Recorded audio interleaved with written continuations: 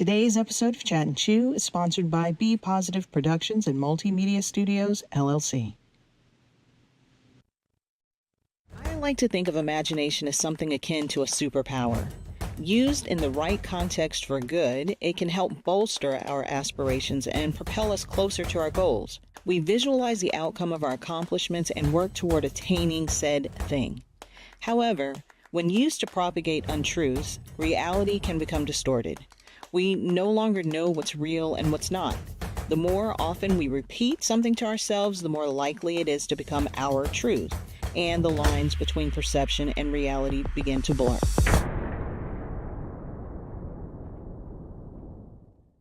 And that, ladies and gentlemen, is a wrap.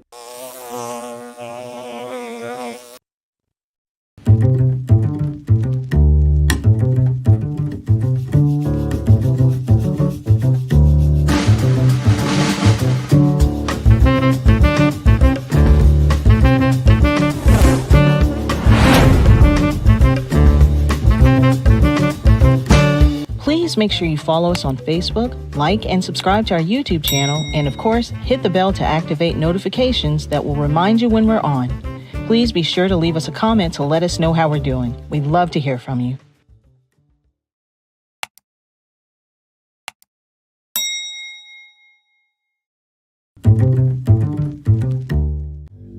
Greetings once again to Fathers Forever Chat and Chew broadcast. I am glad that we have another opportunity to come and share with our audience today. Before we really get into it, I am going to ask my partner, Mr. James Jackson.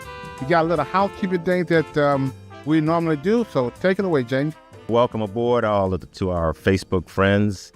If you are on Facebook, please like our page and share our broadcast with your friends. And if you're on YouTube, welcome YouTubers. Please subscribe to our channel, click the bell, and be on the lookout for our broadcasts. And then we won't leave out our friends from Instagram. Welcome aboard. Hello, Instagrammers. Share this with your friends, everybody. Thank you, Glenn. Back to you. Yes, James. I am glad to today be here. We have a very special guest. We always have special guests. But now this is a topic, and we're going to get into it that we a lot of people have, and one of our classes that we teach in our 12-week fatherhood class is about child support. It's a major issue that a lot of people have. It's very important, and so we have invited our guest today, Mr. Lewis Jackson from Wake County Child Support Com. He's going to come, and James and I are going to have a dialogue, and we're going to ask him some serious questions about child support and all that good stuff. So welcome to the studio, Mr. Lewis Jackson. Yeah, Right. So we got two Jacksons in there. Yes, sir. Relationship, right? Well, we might have to look back a few. Yeah. Let's see where this name came from. Yeah. So Mr. Lewis Jackson is here today from the Wake County Child Support office, and representing Miss Tamiko Hicks. She is the supervisor, coordinator of the Child Support Agency. Yeah. And so she would normally be here. She's couldn't come here to make it today, so we've asked Mr. Lewis to come and to share us about child support issues. But before we get into that, Mr. Lewis, tell us a little bit about you, who you are, and how long you've been working for Wake County Child Support. Okay, again, my name is Lewis Jackson. I've been with Wake County Child Support now going on 26 years. Wow. Previously, before that, I was in law enforcement in the city of Winston-Salem. Okay. You was a cop? Yes, sir. Oh, wow. At least 7 years. Get out. We were like, brother, Child Support Court, be the cop. I'll say this. I enjoy being out on the street. Okay. Wow. Yeah. That's a big difference. Oh, yeah, it's a big difference. From being out on the street and then having to move to being behind the desk doing things. Yeah. But it was a good transition. Okay, cool. Safe transition, too. But there had to be an allurement to go from out on the street to child support even. I mean, what was that? Taking money. No, it was just the idea of not having to be in danger all the time. Oh, Yeah, have retarded. That was a big thing, just to be safe. They want to go I home. wanted to go home more often without having to deal with all the issues and stuff. Right. Yeah, okay. Yeah, so I'm sorry, we interrupted you. Tell us about yourself. Other than I'm father of two. Okay. My son's actually he just graduated from USCG. Oh, okay. Daughter, she's Congratulations. a junior and or a rising senior now in early college. Oh, wow. Cool. Well, yeah, that's it. Man, yeah. From Winston. Proud father, huh? Yeah. Proud father. Absolutely. Yeah. So, you've been working with child support. I know you have a lot of stories about child support, maybe some good, maybe some bad. Part of what fathers ever have been doing for the last 15 years is working with agencies like child support agency, where guys at risk of going to jail for non-child support. And instead of them sending them to jail, and they hold them criminal contempt, they would, send them to jail, they would order them to a father program like ours. Yes. So that's how we kind of got introduced into the child support care, where we have provided like a diversion, if you will, for guys are ordered to come to our program. The other part about it is guys are not really going to come to our program and not let their order. They're not going to come and say, "Hey, Mr. Glenn, I'm not doing right by my child support, so let me come to your fatherhood program." Right. Most of the time, they have to be court ordered. Yes. One way or the other, by a judge or by a Wake County like yourself. And so that's how we kind of got involved. And by the end of this, we're going to have some numbers to go up and show you how many people have really came to our program over the last 15 years and our relationship with Wake County Child Support Court. And that is when a client is, like I said earlier, at risk of going to jail, the judge say, "Hey, we're going to give you this 30-day sentence, but we're going to suspend that sentence and we're going to send you to a fatherhood program. You still got to pay your child support, but you got also now got to go to this place." Yes. And so that's how we kind of got involved in. We would get child support referrals from you guys. And so one of the classes that we have is we talk about child support payments and where they're going. And so we have a lot of questions about a lot of guys. In fact, you're going to be one of the teachers at our class tonight. Guys are going to ask you about child support. So today we wanted to just kind of ask you some questions about how anybody can get child support established, what is the process, how it looks, and just some general questions that we're going to ask. And hopefully some of our audience who may be struggling with child support issues, or maybe don't understand the child support laws, or maybe don't understand, what child support is, period, and they can get some question answers. Okay. So we're just going to, these questions you can probably answer in your sleep. But we're going to ask, so if a guy, come to you, and he is, he's found out he's a father or whatever, and he's not put on child support, how do y'all determine now amount of the child support that he's got to pay? Okay. Well, first, that question, we get that quite often. Child support is basically determined off of the child support guidelines that are established through the state legislature. Okay. We base the obligations off of the both parties' income, and it's pretty much a guideline worksheet. So, and basically the easiest way I can tell people when I explain it to them is two sides to the worksheet. And you got the custodial parent, that side, and then you got the non-custodial. Okay. And on that, we start with the basic number. What is your income, gross income? And then from there, you start subtracting things off. So if a person has another child, biological children, meaning this is your child in your home, then we give you credit for that child in your home, either one or two. But it has to be your biological. Can't be the girlfriend's. Right. Okay. Can't be your stepkids. No, it can't be your stepkids. Got it. Unless you adopted them. Right. Okay. If you hadn't adopted them, then okay. Right. Then we look at if you have another child support order that you are court ordered to pay. Now we get the question, well, I pay child support. I child support to my ex-girlfriend. Okay, but is that a court order? Well, I just give her money. Not court order. Right. We need it to be a court order. Then we can add that number in. So it starts deducting off of that income again on his or her side, because I can't say heard him all the time because we have women got to pay in child support too. Yeah. Then we look at the number of overnights. Yes. How many overnights does the child reside with you? How many overnights does the child reside with the other parent? And that will determine, which worksheet we will use.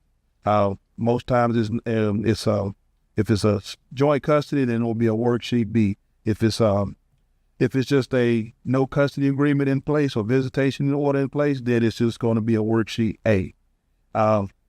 And so I'm just going to stick with the worksheet B because we talked about those numbers, overnights. Huh. That's what we will calculate. The total number is 365, so it has to be down the middle. Right. From there, now we start looking at health or child care. Does the other party have child care expenses? And we look to see how much the child care expenses are, or what they have to pay. You got some who have child care vouchers, but they're still obligated to pay something out of pocket. Right. So we have to calculate that on that side of the custodial parents worksheet. Right. From there, then we look at health insurance. Who's providing health insurance for the child or children? If it's through Medicaid, then there's no cost. But however, if if you have a health insurance policy, your child has the health insurance, the child is on your health insurance, then we look at the number of people that are actually on that health insurance and divide that number by the total cost. So we'll know exactly how much that individual child is supposed to be receiving or it costs for that one individual child. Okay, back to the overnights. Okay. How many overnights do a person, you got the non-custodial parent, how many overnights do the kids have to live at that non-custodian house before the child support is affected one way or the other? Oh, Start to go down the way. this starts to go down. If I'm right, and I'm going off top, but Yeah. let's really do too much of establishment work. Right. But if I remember right, it's divided. That 365 is divided by the 2, and so I think it's 1. If I remember right, I'll have to go back and get that. Right, yeah. But if it's 1, I think it's like 163 or something like that. I may be off, but it's going to be that divided number. Right. And then, and even then, it's still not going to still change it and not change it. So if a person get a kid every other weekend, that's not enough to be to have joint custody. Because that's not nowhere near that 128. So it came up 182. Yeah, 180. Yeah. Thanks. So that's split. That'll be like split down the middle. Yeah, that would be Okay. So anything This so is joint custody. it's joint custody. All right. So if they got like 128 hours, that's still not joint custody, and that's not going to affect really your child support payment yet. No, then we're going to flip that back to a worksheet A. Right. Okay. Because you don't have the total number actually divide right. But So get the child every other weekend.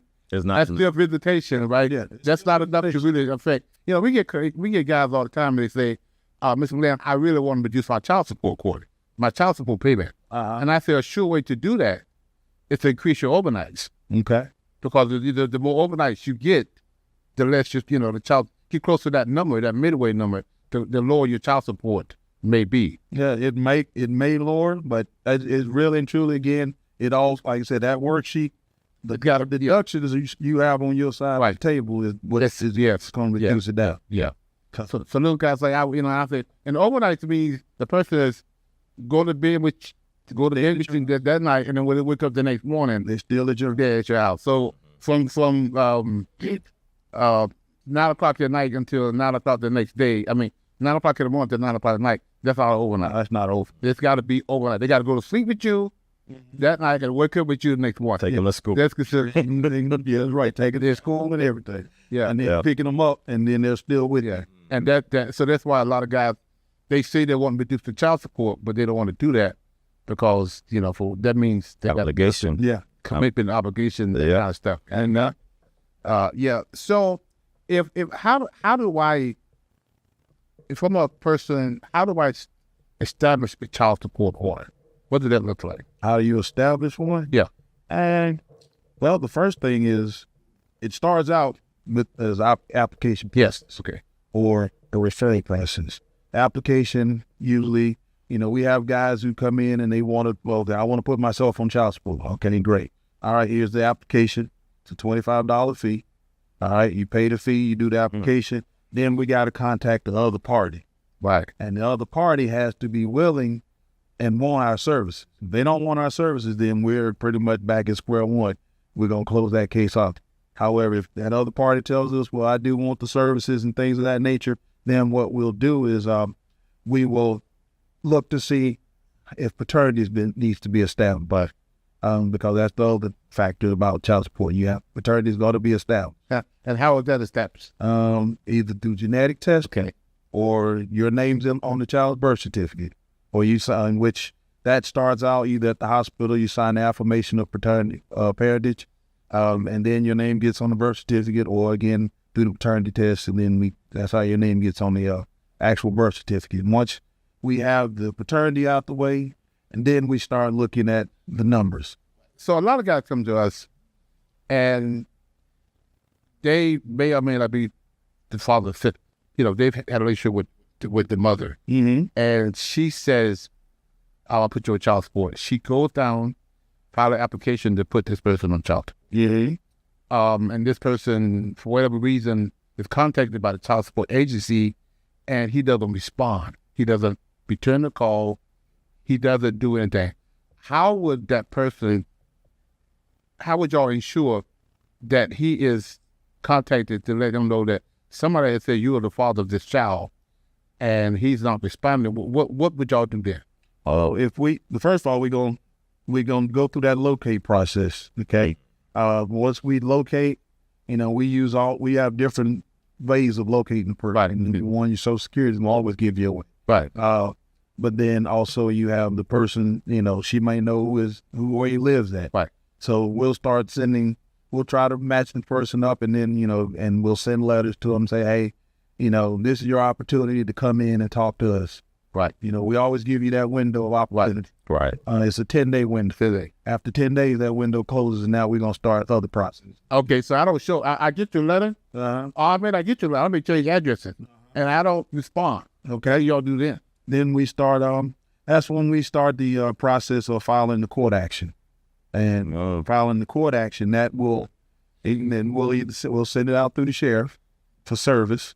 And if we get them served, if you get served, service can be done either way. You can be done through the mail or through sheriff. Sheriff is the most effective way, because like you said, some people may change the address. Yeah. We won't ever know. Right. But the sheriff is going. So the sheriff show up in my office and say, hey, you got a court date on June 30th. Yes. And I decided I ain't going to go to that court date. I'm not showing up. What do y'all think? We'll keep sending the sheriff out there. We're going to also have information, like if we have your social, then we're going to also be looking at employers. Right, okay. We can find your employer and verify that you are working at this employer. Then, and the sheriff has already served you notice, but you decided you didn't want to show up. Now, how you look at possibly a default order. And that default order will pretty much basically say, this is how much you're obligated to pay.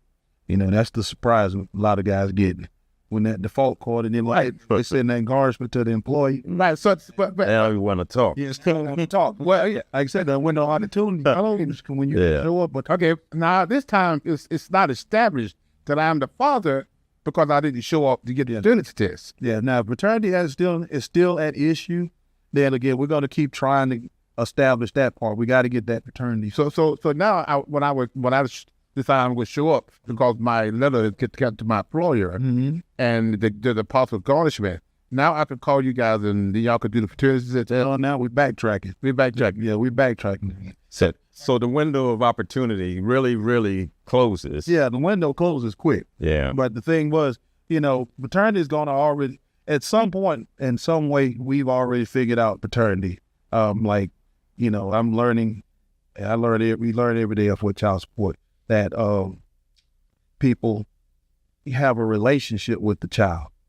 If we can show that you had a relationship with the child where you were like giving money to them, picking up the child, spending time and all that stuff, then the judge can pretty much make that decision. Well, he has a relationship with them to the point to where, we can establish. So you now could establish that fertility. It could be established other ways besides blood tests. Yes, judge can make that determination, but based on the evidence that's presented. And that's what it all comes down to: what evidence is presented to the court, and what the judge determination is going to. So if it behooves the person, if you've been doing it for years, then they kind of show up and either take that blood test to show that you are the father. Yeah, because if you're not the father, you still don't show up, and they could establish you any other way. You may be paying for a child that's not yours. Yeah.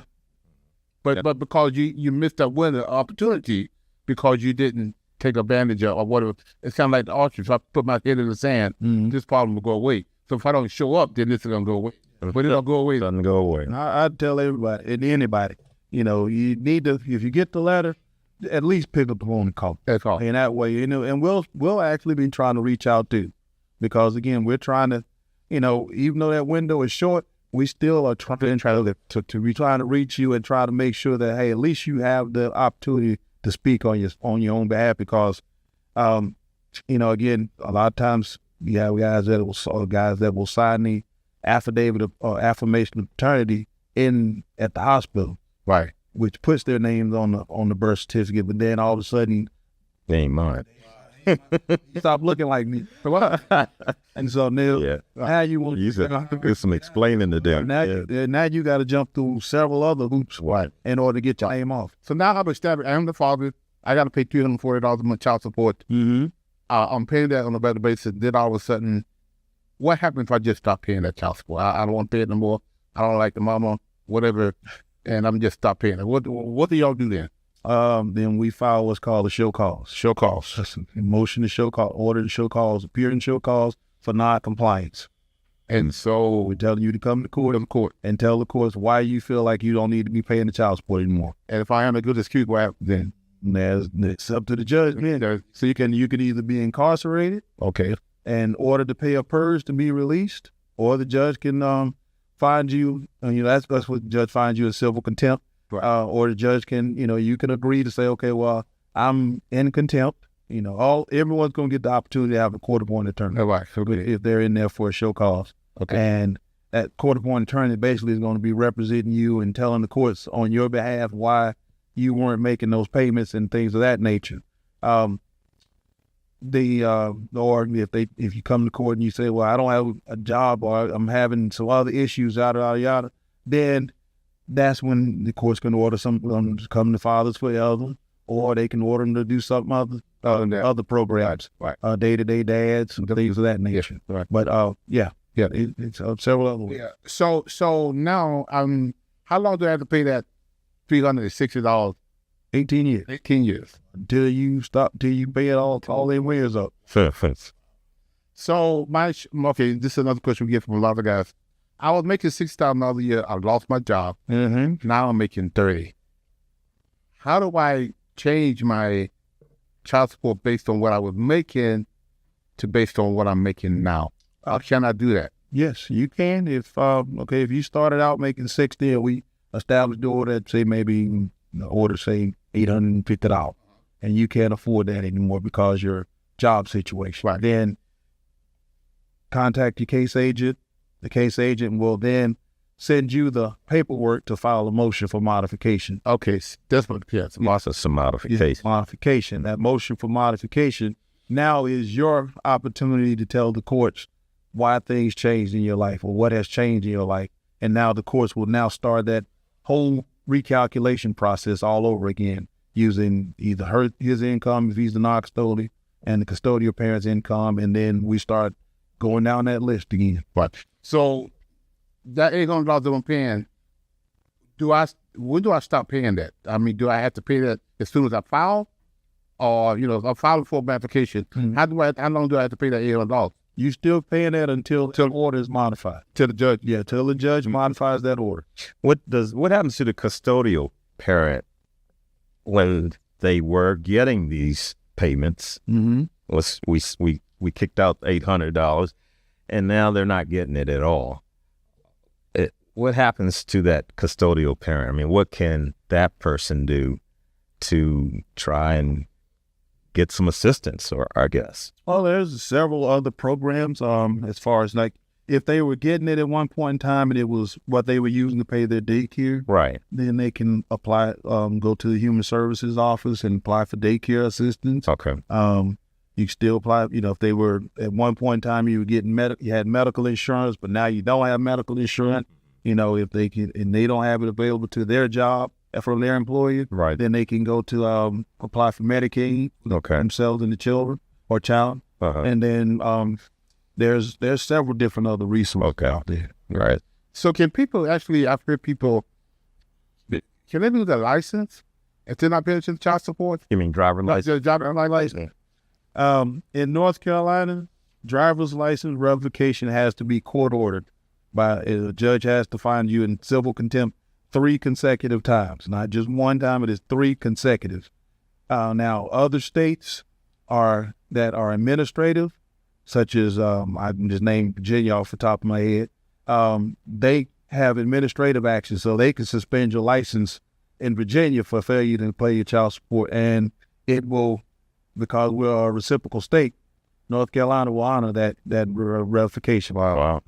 Yeah. Dangerous. So what about you? What about the income tax? Can child support take the person's income tax because he's behind the child support? Yes, every year we do there's a certification period. October 1 is the date. And October 1, our system looks at every, the federal government looks at every child support obligation. And if there are arrears, then that's when they certify you for tax intercept, state and federal. Now, federal, if you're with federal taxes, if you're paying your child support consistently for 12 months, then there was a decision, it's called the Davis decision, which will basically waive you from that federal tax offset. However, the state of North Carolina is still going to get your taxes in. Wow. Does some people can your passport be revoked if you're not paying? Yes, sir. If they certify you for tax intercept, then you're also certified for passport revocation. I'm moving to another state. I'm not in North Carolina. I'm going to move to another state, give me another job. How would y'all know that I moved? How? Well, again, your Social Security number is tracking. And then, of course, the custodial parent is always going to know something about you. Right. Where he or she can tell us, well, they moved to, say, Maine. Okay, great. We're going to verify an address in Maine for you. And once we have that verified address in Maine, then what we'll do is we'll package up all of our information, the court order and the payment record, and we will send it to the state of Maine's central registry and ask Maine to register the North Carolina order and enforce the North Carolina order. Collect the money, send it back to us. Wow. Good. So that's why some people kind of fly on the radar screen. They get these jobs that Cash only. Before they won't have to get out of paying child support, even if that don't work sometimes. No, it doesn't work all the time, because again, somebody knows something that you're doing. Right. And most people, if, like I said, the custodial parent, most of them know what's going on. So they're going to tell us, well, John Doe, he's washing cars. Okay, washing cars. He got his own detailing business. Okay, all right. We'll start doing some more research about the detailing business. And then once we figure it out, then that's when we'll file the show cause. Right. Because now you need to tell the judge, well, why you haven't been paying if you've been working and making money for yourself, So let me ask this one thing about money. Yeah. If all the money is being collected, coming to the central office, I would imagine, or to child support. Centralized collection. Yeah. So what happens, how much of it stays and how much of it goes to the custodial parents or parent? Yeah. Hey, so if you have a $350 order and you getting paid every 2 weeks, what's that? $350? 7. Okay. So that 7, what is that? Was 75 with 350 divided by 2? We got a calculator over here. So 350 divided by 2, it's 175. 175. Collect, if that's what your employer sends us, then that's what's going to go out to the other party. Oh, okay. So your agency won't withhold any portion of that No, We don't get it. Oh, so y'all, we don't get you don't get. That's the misconception. We Right. get nothing from that. Yeah, because a lot of guys say, they're going to take a part of my money for a minute, whatever. The client, the staff, the custodian parent is not getting the full child support. right. It's being split between the parent and the agency. No, no, we don't get anything from that. Matter of fact, Okay. I hear that a lot too. Where my money going? I don't see it. It's going in the household. Right. Right. We don't do that. Okay. Good. Yeah, I know we got to kind of wrap up, but I mean, we haven't even got to. I told you what we were going to get to the question there. Hey, you did tell me that. Well, I think we're going to get it. But anyway, we one of our classes that we have, we invite the child support agency to come. You guys, all of the guys to our program, as well as come to the graduation when they complete the program.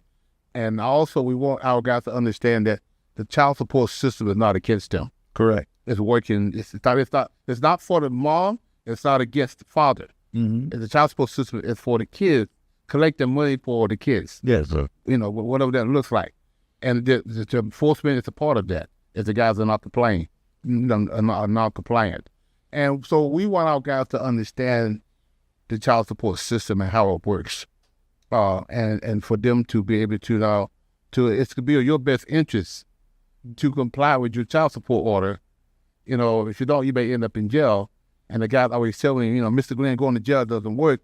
And I'm saying eventually it does work because you get tired of going to jail one day and you start being compliant paying child support. Yes. So it's not beneficial to nobody if they got to put you in jail because of your non-child support. Mm-hmm. And sometimes people make decisions that way, and unfortunately. Mr. Jackson, I really appreciate you coming. There's a million other questions we can ask you about child support. We can't get into all of it in this 30 minutes. But we're really looking forward for you to come in tonight as well. And these some of the questions that we're going to be talking about. Our guys and I are going to be asking you the same kind of questions. And that is the whole purpose of having this class, for them to understand the child support issues. People may want to say, well, what class are you talking about? We have our I Am a Father Forever textbook that we use, and it's chapter 3 for those individuals who would like to. If you have this book, you'd be able to go and read that chapter and gain more insight. Yeah. But yes, coming to class will give you opportunity to ask questions. Yeah, so before we leave, I got to share this story with you. I was receiving child support when I first separated. That was back in 2015, 2000. I don't know how long it's been now. Yeah, let's go with that. It's been longer than that.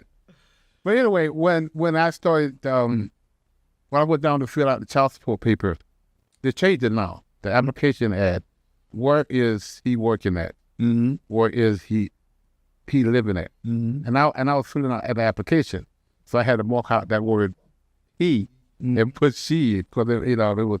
But I know that the application now have changed because I've seen it. Yeah. Because one of the facilities now of single fathers, and now it's really filing for child support. And I know you might have that number, but has it increased over the years, where there's a single fathers that's increased that is now filing for child support? Over the year, I don't know the exact number, but yeah. I've seen a change, a big shift. Yeah. We see more single fathers with the children, and they're the ones that we service them just like we would serve the single mother. Right. And that's the other misconception. We give more favoritism to the mother. Right. That's not the case. Right. We're still the same person down the road. Yeah. Yeah, you guys, when I was seeing my child support, my mother's kid she was perfect at paying her child support. It came like clockwork. And how I needed that money, because that was a part of my budget. And we tell the guys all the time, your child support payment is a part of that custodial parents who's keeping a child budget. Mm-hmm. And you decide you want to go out and buy your 22s or your cell phone, and $350 is not a whole lot of money. But for a person who's receiving that money, and if you decide you're not to pay it this month, that's a whole lot it's a budget. Holding your budget is like going to work for 40 hours a week, and your boss pay you for 32. Mm-hmm. That 8 hours makes a difference. Makes a difference in your budget. So we talk to the guys about the importance of paying the child support on a regular basis, because You may not think that's a whole lot, but that person who receiving that $300 a month, that's a lot. And for them not to receive it because you decide, oh, they don't need it this week, they don't need it this month, I'm going to go out and do other things. So we talk to the guys about being consistent and paying their child support and being responsible. Mm-hmm. So any final words you have about the child support? Well, the only thing I can say right now, Glenn, is and James, is that, I always try to tell non-custodial parents, the best way for me to be able to work with you is to pick up the phone and call me. When something changes in your life, whether it's he or she, if something changes, pick up the phone and call us. If you can't reach your child support case agent directly, then you can always call the customer service, child support customer service, and they'll get the message to your case agent, and your case agent will be able to reach back out to you. But like I said, that window, there's a window. If I still, we can't work with you if you don't tell us what's going on. Right. If you feel like you just can't tell us nothing, or you don't want to talk to us about what's going on, we're going to find out anyway. We're going to eventually find it out, and then it's going to lead to other things. Being in court, having to tell a judge why you couldn't. Some unpleasantries. Yes. Yeah, and it's amazing that those things happen. So anyway, I want to thank you for coming and being part of the discussion, and to our audience, if you know somebody who's struggling with child support, you should make sure you call your caseworker. And sometimes people look at it as a bill collector. For a bill collector, you're kind of bored. You see a bill collector calling you, I'm not here for that. Mm-hmm. But this is what I tell the guys, this is one bill. Don't look at it as a bill because it's really not a bill. It shows possibility. Mm-hmm. But if you want to look at it as a bill, this is one bill that if you don't pay, mm-hmm. If you don't pay your child, your rent, you get evicted. Yes. If you don't pay your light bill, you get your lights cut off. Yes. If you don't pay your child support, you can go to jail. No. Which means you can lose everything you got. So there's one bill that's got to be up there with the mortgage. You can't be, I'm going to pay this if I got it in the middle left. Mm-hmm. Because this particular bill can take away your freedom because now you found because you haven't been compliant, you show cause, and now the judge put you in jail for a week or 2 or 3 days or whatever with a purge that you got to collect. Mm-hmm. And now they can end up losing your job. So this is a job bill that you must pay, and it's got to be up there with the rent. Yes. It can't be there. If I have it left, I pay my child support for lots of reasons. Because number one, it's your child, you need to support them, and number two, you can lose your freedom if you don't pay your child support. That's correct. So again, thank you for coming, Mr. Jackson. I was talking about that again, but thank you for coming and being always present. Yes, sir. Yes, discussion, and to our audience, thank you for being a part of our discussion today. And until we meet again, take care. Here's 3 ways you can support our Dads at a Distance initiative. Give a copy to a family member, a friend. Please. Donate monthly, a book monthly, 5 books monthly, how many books you want to do monthly donation. Reverse book signing, your church, your business. You can make a donation go to our website at www.afatherforever.com and go to our PayPal at Fathers Forever. Our Cash App is $Fathers Forever. Make your donation today. Please include in the note section, include DAAD. Again, it's include in the note section DAAD.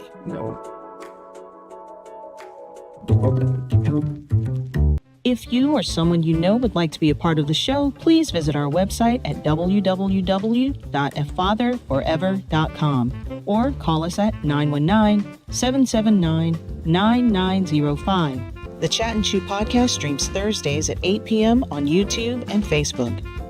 To schedule a reverse book signing or to find out more information about how you can become a part of the programs you've heard us mention today, please be sure to stop by our website as well. Hello, everyone. This is Glenn Warren, founder and executive director of Fathers Forever. I want to share an alarming reality with you. 627,000 fathers are incarcerated that have kids under 18. Now, there are 56,000 moms incarcerated who have kids under 18. The reality is there are so many more fathers incarcerated than moms. This is why I Am a Father Forever book exists. Now, I need your help. I am inviting you to help us get this book into as many fathers incarcerated as possible. Here's how it works. For your donation of $22, we will provide a book to an incarcerated father. Thank you in advance for helping Fathers Forever heal fathers and save families.